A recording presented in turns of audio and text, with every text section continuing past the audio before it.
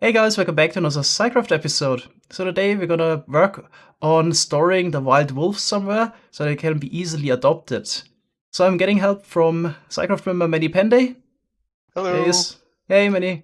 So we're in the SciCraft creative world and we thought a nice idea maybe for the wolves would be an animal shelter. So the SciCrafters can adopt their wolves and pets there. How high should the room be here? 5 blocks, and then there's the ceiling. Okay, should the cages then also be 5 high or do we even Uh, open at the top? guess no, just 3 high is enough. Should we put slabs on top or trapdoors? Nothing. So just have it like that. Or we could put barbed wire, but that's really What? Cobweb? Spider blocks? spider blocks. I don't know, it's really wide, so Nah, not the cobwebs. It looks stupid. yeah, okay. Light? What about like end rods? Yeah. So like, I don't know, in the middle of the thing? Oh, the ceiling. Yeah. Maybe just above the door, like so. I'm thinking like this. Oh yeah. Here. Sure thing. If it's 5 blocks high, yeah, we can have that, and then look. Boom. Ooh. Lever. Ooh. There we Okay. go. That's neat. That's only 8 cat cages. Hmm. Should we extend it? No, I think 8 is fine. 8 is fine, okay. Well, we can always bring more. Yeah, we can also That's not... build another building. Yeah. Okay, just this huge parrot cage in the back, and we just can maybe add some elements for them. Like, I don't know, a tree or whatever. Sure, what Yeah. they have usually. Let's have a grass patch. Not like keep the andesite floor, but still have like a grass patch with like a tree in it. Something like this, I guess. Maybe some jungle and some cocoa beans. Yeah. Okay. You Yeah, can move the gutter. this actually looks sad enough. There's just one single tree in there. It's perfect. If not the roof. I actually like this idea of depressing builds. So we have the concrete bunker and the animal shelter. Maybe could I also have a meat processing plant and maybe a dump and Good idea. yeah. It's not always just castles and it's whatever, but looks good. No. Oh yeah. Oh yeah, this is really a very depressing build. Perfect.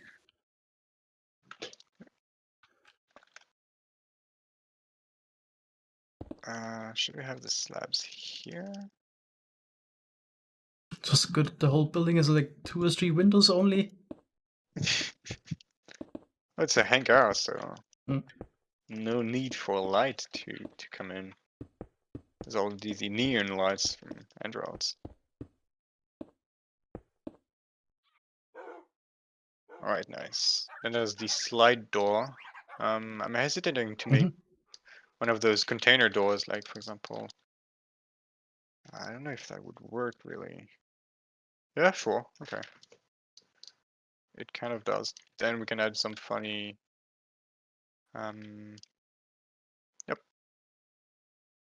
Handle Okay. with 2 levers looping into each other, and that's done. Mm-hmm. Oh, except for the closed office, of course. Well, let's not make an office in here, actually. Okay. We can just make this an entrance. Yep. So those were some behind the scenes impressions of our builder Manny. He helped decorate a lot of our farm's contraptions lately. He's also streaming on Twitch. There's a link in the video description if you wanna check him out. So now the plan is to temporarily store the wolves at the nether side of the wolf farm, then bring them over to the animal shelter. We also want to store cats and parrots, so you can also get those animals from one place.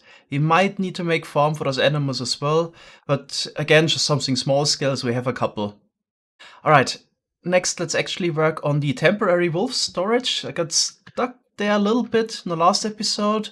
So we had a working system, the conga line, but it's a bit large. So ask in the comments, maybe somebody has a better idea. And there were 2 suggestions that I really liked. I want to showcase those really quick. So the goal of the wolf farm storage was to store the wolves somehow without entity cramming them, and also make it easy to get them out of the system. But this was definitely a case with the conga line. You can just request one wolf after the other. Then we tried to stack them on top of each other, had some little issues. Also, you couldn't just drop them down and store them on top of each other, because if a wolf in a minecart drops onto another wolf with a minecart, they take fall damage. So it's basically like hitting a block. So that's why also putting like a slime block below would only work for the first wolf. That wasn't an option. Then we got a really nice solution for the problem by xypia. This focuses on preventing the fall damage. So using honey block is also an option, but since we're playing 1.12, we don't have that available yet.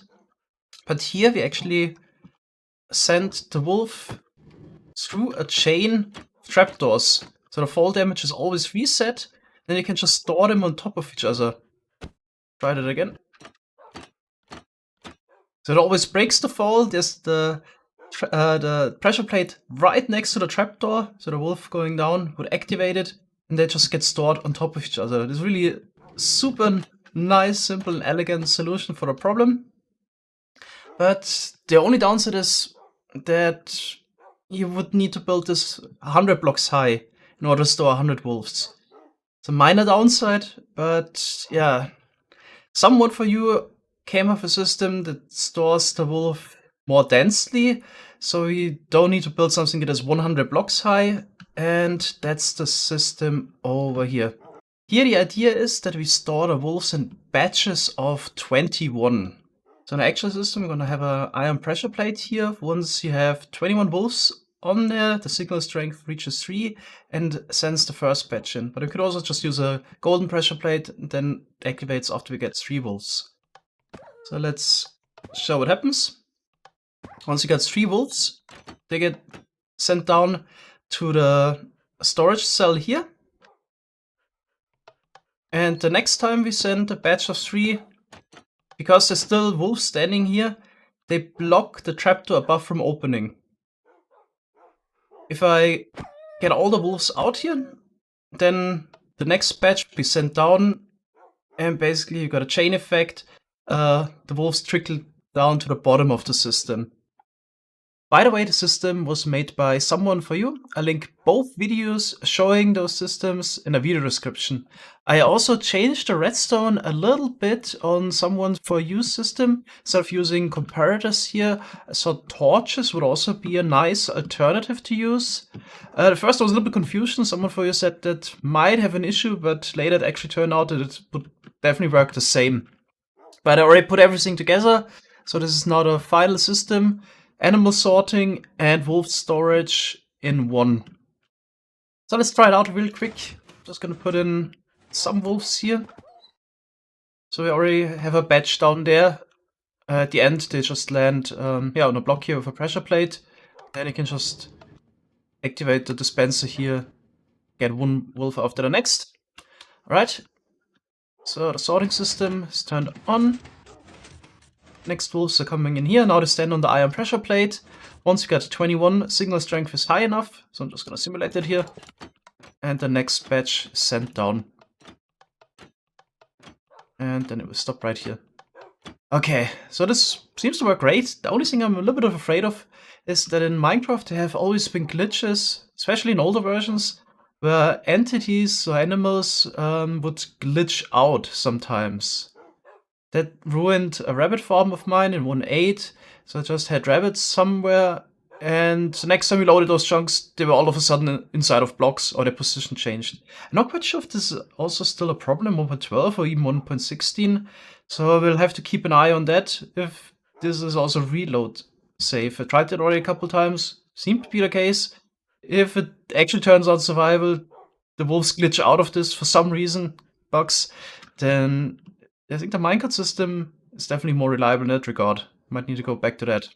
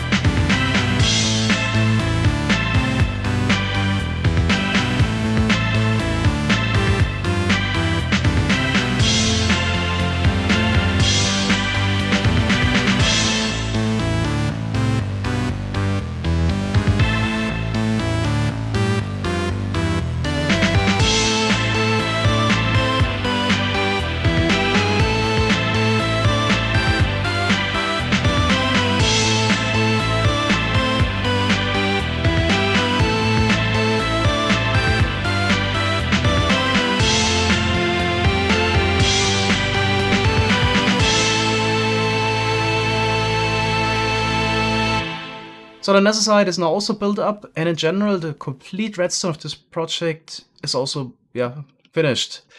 There's still some decorative work that needs to go into this. Manny is gonna work on terraforming the islands around and adding some design elements like Viking ships to it. So this place is gonna look great once it's all done.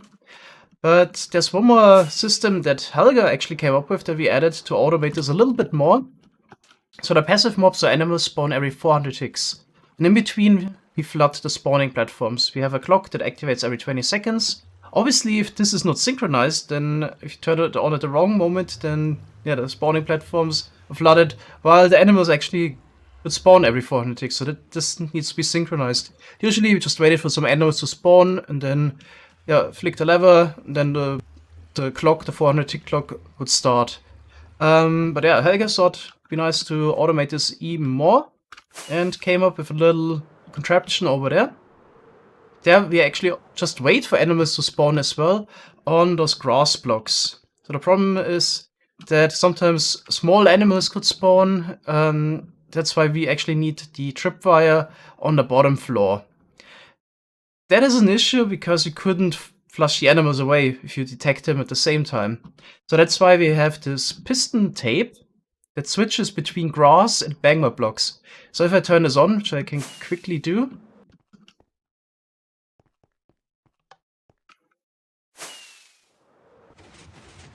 the grass blocks are now rotated up, and now we could wait for animals to spawn.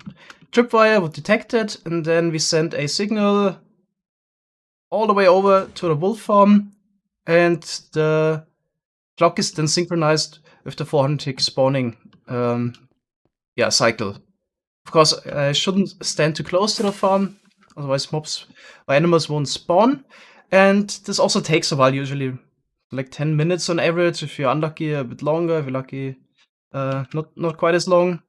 But about 10 minutes on average, which is not a big deal since you want to AFK this for a couple hours, so 10 minutes is not that much of a problem. Right, so now we just wait, and then wolf farm will turn on. We can also turn it off by flicking the lever again, and this will put the whole contraption in the normal state again, if it has been activated. I think I just made a mistake. Yeah, oh god. I think I just messed this up. Now we would actually need to wait for animals to spawn. I wonder we should just jump in there. Okay, I think I fixed it. Now immediately it shifts back in case an animal would have spawned there. It's getting killed. and then yeah, wolf form is activated, etc. Okay, yeah, this should be default state again. It can be activated next time. All right.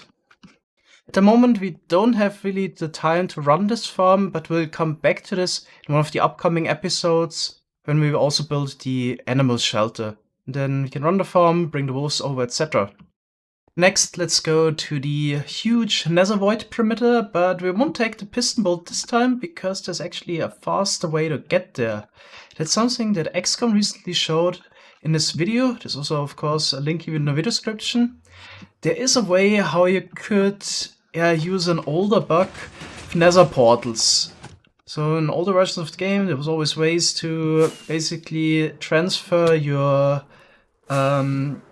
nether coordinates or the overworld coordinates over to the other dimension. So if you're at 5,000, 1,000 in the overworld, you could go to 5,000, 1,000 in the nether, and obviously travel 8 times the blocks if you go back to the overworld from there, just through a normal portal. And yeah, there's a new way how to do this, or it was recently discovered. You could update suppressor player in order to get that effect as well. So I traveled out about 1/8 of the way to the nether perimeter. Now I need to go through this portal, and there's an update suppressor. So this rail setup here, this has been in use for a couple of years now as well. And now you just need to open a trap chest, close it again, go through the portal, then unfortunately the game will crash. Or did we fix it? Yeah, internal server error. And we join back in, and ta-da! We're now at the nether coordinates of the overworld. So at 5,277, 6,060. So this is definitely a faster way to get here. We don't have the system to travel back yet, so we could build the same here in the nether and go through the portal and end up the same coordinates in the overworld, and from there it's not that far to get back. But yeah, what I actually want to do here is checking out the progress on the void perimeter. So I've been playing a lot of Counter-Strike and Ark this summer, and this has been running mostly while I was playing other games. We made huge progress, mostly thanks to Skyrising. He has been grinding the most.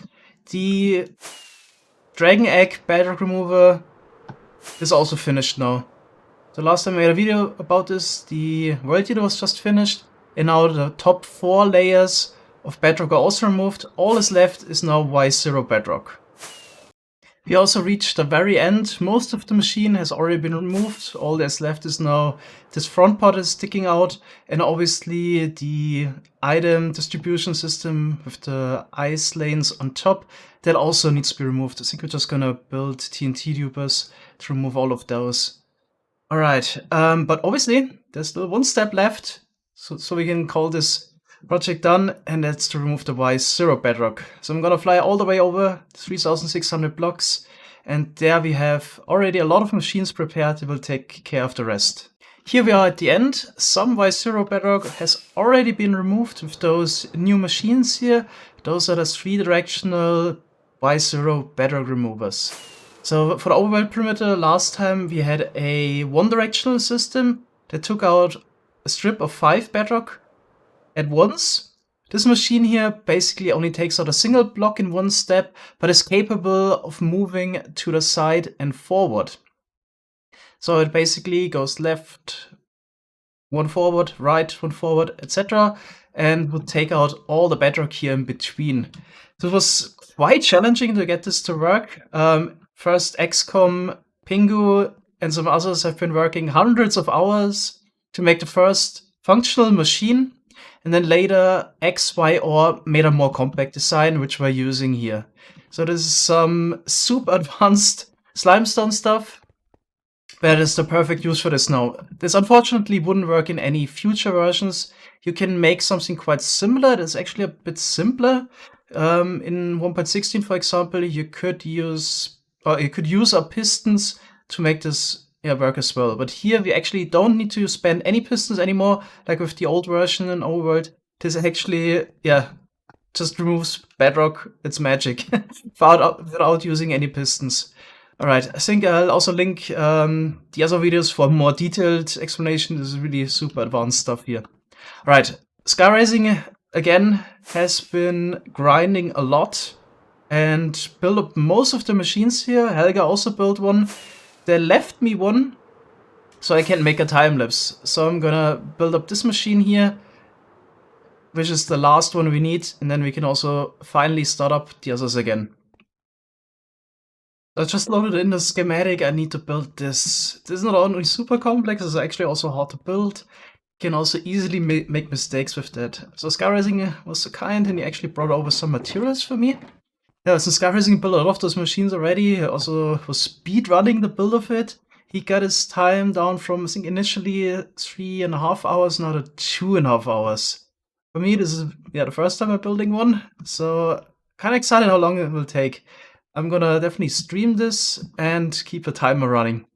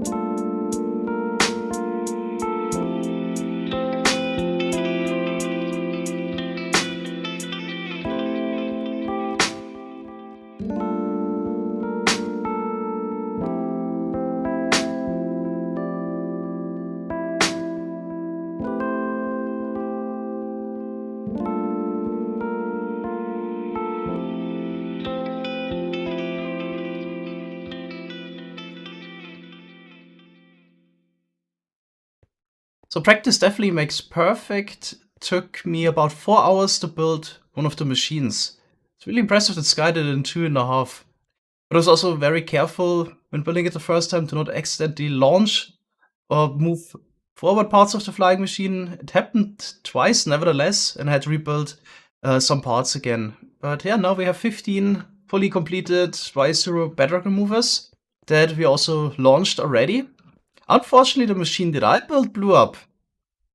So the machine actually uses some anvils to basically cancel the explosion when moving forward. So basically you have the anvil block in the same space as the TNT that drops down while moving forward to prevent other parts of the machine getting damaged.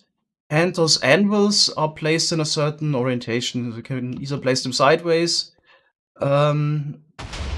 or rotate it by 90 degrees, and then the hitbox also changes.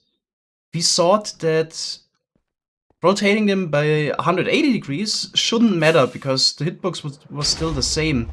But at the moment we're actually suspecting it is really important to place them just exactly right.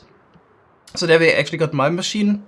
Here's the anvil. So I thought that placing them this way is the same as placing them the other way. So like that. But yeah, it seems like this might be important for the machine to work. Because Sky was also launching some of the machines a couple weeks earlier already. So the ones in the front. And one of his machines also blew up. And he also said that the anvils were also rotated by 180 degrees there. That's really the only thing that was different from the schematic.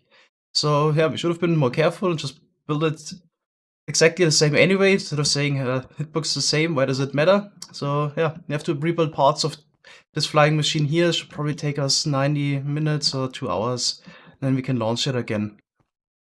So in total, it will take about 35 to 40 days for all the machines to cover the length of the perimeter. Technically, it would also have been possible to build just a single machine and let it do all the work, but this would have taken about 1.5 years, and we don't want to update in 1.5 years, so plan is still to update it at the end of the year, but that's why we just built multiple of the machines so it goes quicker. Also, in terms of lag, it's pretty okay. So about 20 MSBT, you can definitely do other things on the server without being affected by those 15 huge flying machines going back and forth here. Unfortunately, I'm running out of time. I still want to make a time lapse of the machines moving forward. But let's at least see one of the bedrock blocks being removed. And there we go. Using the headless piston method directly with the bedrock in front. Blow up the side heads, glitch in piston there, and then it just needs to retract, and the bedrock is removed. Okay, time-lapse of this in one of the upcoming episodes. Next episode will probably also be bedrock related. Thanks a lot for watching, and see you next time. Bye bye!